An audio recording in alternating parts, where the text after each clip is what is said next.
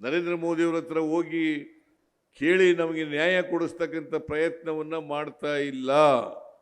So ಇದು ಕರ್ನಾಟಕಕ್ಕೆ ಆಗಿರ್ತಕ್ಕಂಥ ದೊಡ್ಡ ಅನ್ಯಾಯ, ನರೇಂದ್ರ ಮೋದಿಯವರು ಮಾಡಿರ್ತಕ್ಕಂಥ ದೊಡ್ಡ ಅನ್ಯಾಯ. ಇದನ್ನ ನೀವೆಲ್ಲ ತಿಳ್ಕೋಬೇಕಾಗ್ತದೆ, ನೀವೆಲ್ಲ ಇದನ್ನ ಅರ್ಥ ಮಾಡ್ಕೋಬೇಕಾಗ್ತದೆ. ನಾನು ಹೇಳೋದ್ರಲ್ಲಿ ಸುಳ್ಳಿದ್ರೆ ಒಂದೇ ವೇದಿಕೆಗೆ ಬರಲಿ, ಅವರು ಬಿಜೆಪಿಯವರು JDSನವರು ಒಂದೇ ವೇದಿಕೆಗೆ ಬರಲಿ. ನಾನು ಅನೇಕ ಸಾರಿ ಆಹ್ವಾನವನ್ನು ಕೊಟ್ಟಿದ್ದೇನೆ. ನಾನು ಹೇಳ್ತಕ್ಕಂಥದ್ದು 100% ಸತ್ಯ.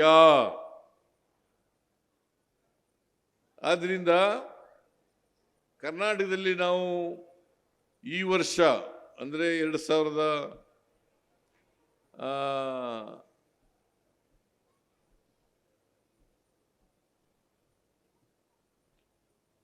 ಅಧಿಕಾರಕ್ಕೆ ಬಂದ ಮೇಲೆ ನಾವು 562 ಭರವಸೆಗಳನ್ನು ಕೊಟ್ಟಿದ್ದು.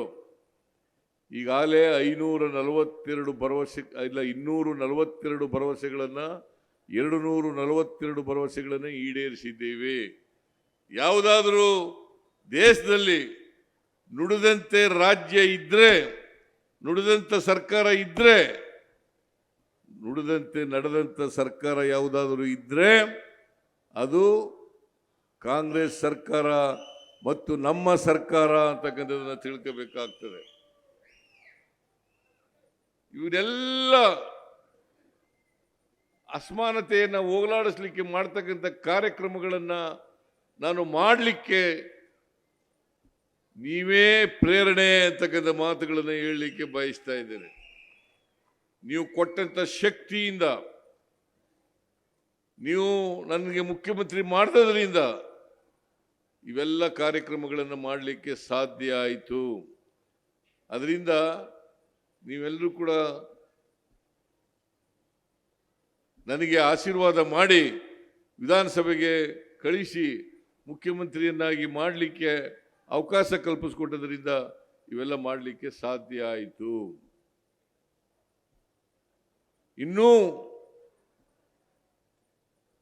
ಮುಂದಿನ 2.25 ವರ್ಷ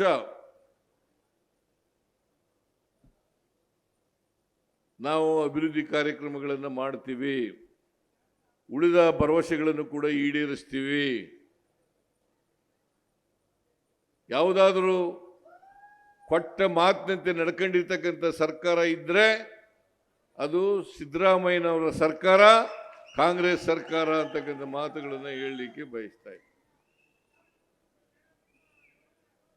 ಅದರಿಂದ ಬಿಜೆಪಿಯವರು ಏನು ಅಪಪ್ರಚಾರ ಮಾಡ್ತಾ ಇದ್ದಾರೆ, ಜನರನ್ನ ದಾರಿ ತಪ್ಪಿಸ್ತಕ್ಕಂಥ ಕೆಲಸವನ್ನು ಮಾಡ್ತಾರೆ, ಅದರಲ್ಲಿ ಉರುಳಿಲ್ಲ ಅಂತಕ್ಕಂಥದ್ದು. ನಿನ್ನೆ ನಾವು ಬೆಂಗಳೂರಿನಲ್ಲಿ ಒಂದು ಪ್ರತಿಭಟನಾ ರ್ಯಾಲಿಯನ್ನು ಇಟ್ಕೊಂಡಿದ್ದು.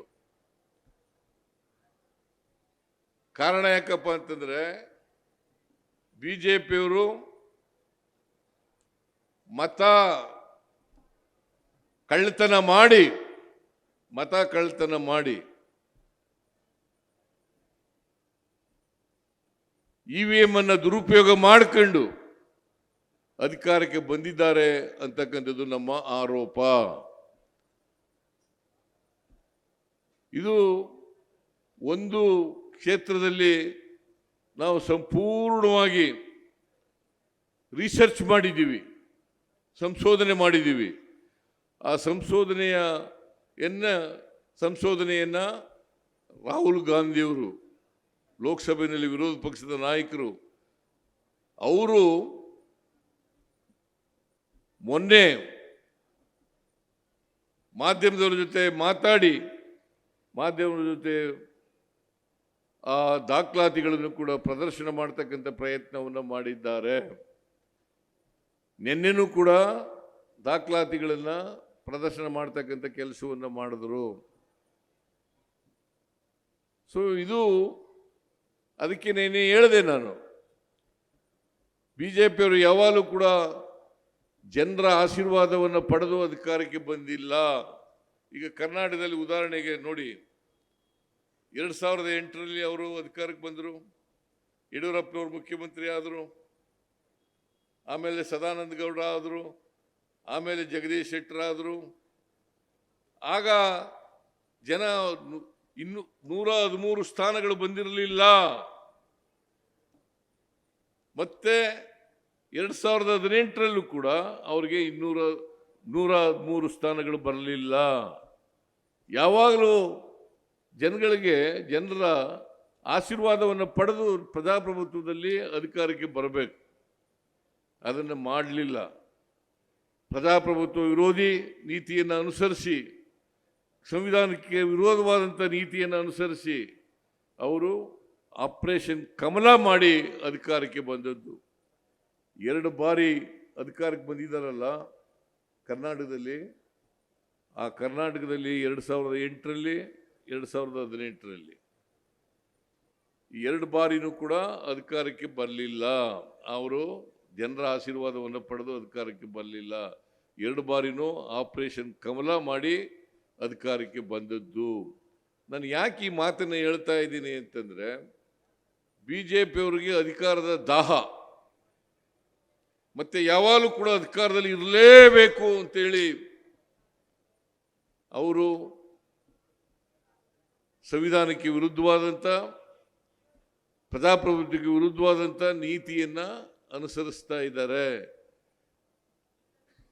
ಯಾವತ್ತೂ ಕೂಡ ಭಾರತೀಯ ಜನತಾ ಪಕ್ಷದವರು ಸಂವಿಧಾನದ ಪರ ಇರೋರಲ್ಲ, ಸಂವಿಧಾನಕ್ಕೆ ವಿರುದ್ಧವಾಗಿರ್ತಕ್ಕಂಥವ್ರು.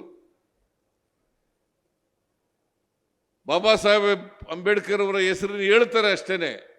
ಆದರೆ ಬಾಬಾ ಸಾಹೇಬ್ ಅಂಬೇಡ್ಕರ್ ಅವರು ಈ ದೇಶಕ್ಕೆ ಕೊಟ್ಟಂಥ ಸಂವಿಧಾನಕ್ಕೆ ವಿರುದ್ಧವಾಗಿದ್ದಾರೆ ಅಂತಕ್ಕಂಥ ಮಾತುಗಳನ್ನು ತಾವು ತಿಳ್ಕೋಬೇಕಾಗ್ತದೆ.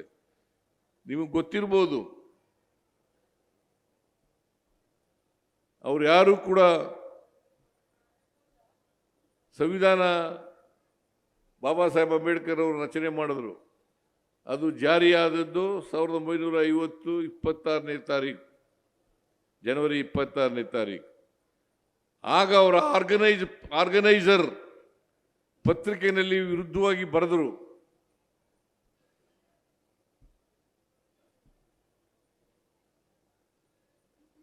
ನಮ್ಮ ಸಂವಿಧಾನ ಇದು ನಮ್ಮ ಇತಿಹಾಸಕ್ಕೆ ವಿರುದ್ಧವಾಗಿರ್ತಕ್ಕಂಥ ಸಂವಿಧಾನ ಅಂತೇಳಿ ಬರೆದದ್ದು. ಅದರಿಂದ ಅವ್ರು ಯಾವತ್ತೂ ಕೂಡ ಪ್ರಜಾಪ್ರಭುತ್ವದ ಪರವಾಗಿರೋರು ಅಲ್ಲ, ಸಂವಿಧಾನದ ಪರವಾಗಿರೋರು ಅಲ್ಲ. ಇವತ್ತು ನಮ್ಮೆಲ್ಲರ ಕರ್ತವ್ಯ ಸಂವಿಧಾನವನ್ನು ರಕ್ಷಣೆ ಮಾಡ್ತಕ್ಕಂಥದ್ದು, ಪ್ರಜಾಪ್ರಭುತ್ವವನ್ನು ಉಳಿಸ್ತಕ್ಕಂಥದ್ದು.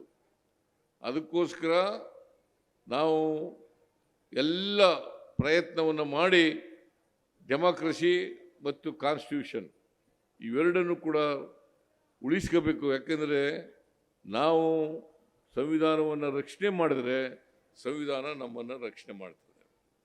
ಇವತ್ತು ನಾನು ನಿಮ್ಮ ಮುಂದೆ ಮುಖ್ಯಮಂತ್ರಿಯಾಗಿ ನಿಂತುಕೊಂಡು ಮಾತನಾಡಬೇಕಾದ್ರೆ ಬಾಬಾ ಸಾಹೇಬ್ ಅಂಬೇಡ್ಕರ್ ಅವರು ಕೊಟ್ಟಿರ್ತಕ್ಕಂಥ ಸಂವಿಧಾನವೇ ಕಾರಣ ಅಂತಕ್ಕಂಥ ಮಾತುಗಳನ್ನು ಹೇಳಲಿಕ್ಕೆ ಬಯಸ್ತಾ ಇದ್ದೇನೆ. ಅದರಿಂದ ನಾವು ಉಳಿಬೇಕಾದ್ರೆ, ಎಲ್ರಿಗೂ ಸಮಾನ ಅವಕಾಶಗಳು ಸಿಕ್ಕಬೇಕಾದ್ರೆ, ನಮ್ಮ ಹಕ್ಕುಗಳು ರಕ್ಷಣೆ ಆಗಬೇಕಾದ್ರೆ ಸಂವಿಧಾನ ಉಳಿಸ್ತಕ್ಕಂಥ ಕೆಲಸವನ್ನು ಮಾಡಬೇಕಾಗ್ತದೆ. ನಾವು ಸಂವಿಧಾನವನ್ನು ರಕ್ಷಣೆಯನ್ನು ಮಾಡ್ತಕ್ಕಂಥ ಕೆಲಸವನ್ನು ಮಾಡಬೇಕಾಗ್ತದೆ. ಆ ಕೆಲಸ ನಾವು ನೀವೆಲ್ಲ ಮಾಡೋಣ ಅಂತಕ್ಕಂಥ ಮಾತುಗಳನ್ನು ಹೇಳಿ, ಮುಂದಿನ ಚುನಾವಣೆಗಳಲ್ಲಿ ನೀವು ಹೇಗೆ ಇಲ್ಲಿವರೆಗೆ ನನ್ನನ್ನು ರಾಜಕೀಯವಾಗಿ ಬೆಳೆಸಿದ್ದೀರಿ, ಅದೇ ರೀತಿಯಾಗಿ ಮುಂದೆನೂ ಕೂಡ ನನಗೆ ಶಕ್ತಿಯನ್ನು ತುಂಬತಕ್ಕಂಥ ಕೆಲಸವನ್ನು ಮಾಡಬೇಕು ಅಂತಕ್ಕಂಥ ಮಾತುಗಳನ್ನು ಹೇಳಿ, ನಾನು ಏನೇನು ಕಾರ್ಯಕ್ರಮಗಳನ್ನು ಮಾಡ್ತೀವಿ ಸ್ವಲ್ಪ ಒಂದು ಗುರುಗುಂಜಿಯಷ್ಟು ಹೆಚ್ಚಾಗೇ ನಾವು ವರ್ಣಾ ಕ್ಷೇತ್ರಕ್ಕೆ ಮಾಡ್ತೇನೆ ಅಂತಕ್ಕಂಥ ಮಾತುಗಳನ್ನು ಹೇಳಿ, ನಿಮ್ಮೆಲ್ಲರಿಗೂ ಇವತ್ತು ನಾವು ವರ್ಣಾ ಕ್ಷೇತ್ರದ ಎಲ್ಲ ಜನ ಎಲ್ಲ ಹಳ್ಳಿಗಳಿಂದ ಬಂದಿದ್ದೀರಿ, ಈ ಕಾರ್ಯಕ್ರಮವನ್ನು ಯಶಸ್ವಿಗೊಳಿಸಿದ್ದೀರಿ. ಅದಕ್ಕೋಸ್ಕರ ನಿಮ್ಮೆಲ್ಲರಿಗೂ ಧನ್ಯವಾದಗಳನ್ನು ಹೇಳಿ ನನ್ನ ಮಾತುಗಳನ್ನು ಮುಗಿಸ್ತೇನೆ. ಜೈ ಹಿಂದ್, ಜೈ ಕರ್ನಾಟಕ. ಜೈ ಕರ್ನಾಟಕ. ನಿಮ್ಮೆಲ್ರಿಗೂ ನಮಸ್ಕಾರ.